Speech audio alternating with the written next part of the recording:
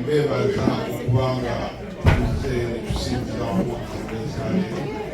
naye nga sinagenda njaganyalize mu bakubiika wa Ssaabasajja akoderenga sinyabo gyankuwe yanjule batulabe bana ensanyusa okubalaba ensanyusa ennyo kubanza abannayuganda babeera bonna nga beegasse nga bassa kimu nsanyukira ddala naddala nga tuli ku mawanga mwebale nnyo Mukama akibabalire amannya nze Linda Sekaisi tulambeera mu Amsterdam naye nga Ssaabasajja yasimba n'atuwa essaza eppya erya Rhineland tubadde under Scandinavia byemumanyi obulungi mulimu Sweden, Norway, Denmark bwe tubadde naye n'asiima mu March n'atuwa essaza eppya lya Rhinelands mulimu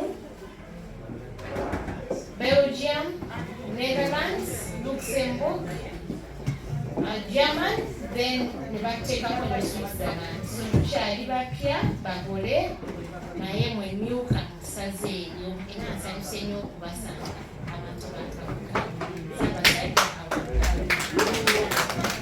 banawo okusooka ddala neebaza nnyo okubanga tutera tusinkana omulamwa gwa Ssaabasajja okusinga obumuntu buli muntu ayagaliza munne obumu bwe twogera ku bumu twogera ku bantu abeddira nti wanzira buli muntu yenna ng'oyagala okukola n'abakubanini baita omuntu tofaayo oba tonnakika oba toba Muganda kasitoma ng'olina omutima ogw'okukwatira wamu obumu obwe twogerako buli omu tumwaniriza nnyo buli bw'osanga nga twagala okwekulaakulana ng'abantu ba Ssaabasajja tulina okubeera n'obumu obumu obwo obadde bweraze leero mu kusoma kuno netutwa ne tusoma tetwala mu maaso tugeekyo Ekkanisa Ekkanisa eno yantiza ennyo mu komite yaffe kambabulire ekisookera ddala wano tusinkana tumala okusoma essala zetumala nokusoma walizinagedakiko wasaabuko wano tumalawo ttaano nomukibaza mu kyekyo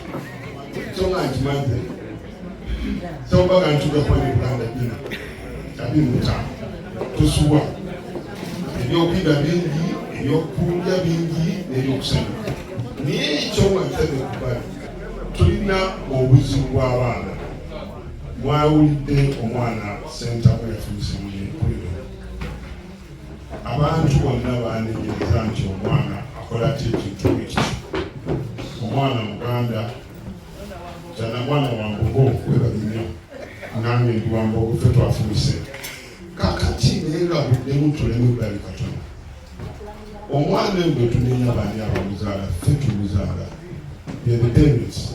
Before we blame the children, let's also look at our responsibilities. Why did this young man go and carry a knife from home? What home was he coming from? Now what is so? Now again the Africa money.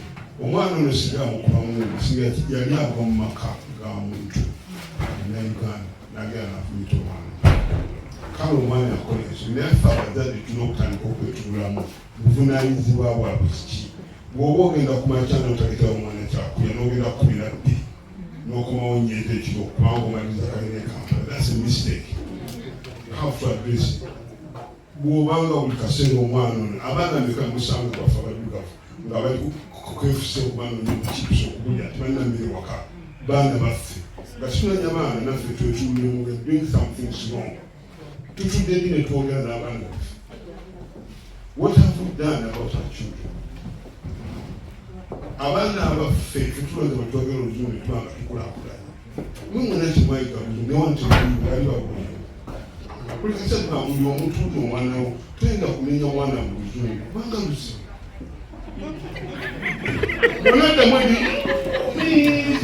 tinijja kuvaano omwana muyigiza Oluganda omunenya mu lulimi ajja kutegeera ndewenakulirana ne mama wange tobantina butumizibwazi n'omanya nti alinyize omugenyi najja notafukamira kubanga oli mulenzi nakola kukoziwa n'omanya kikyamu.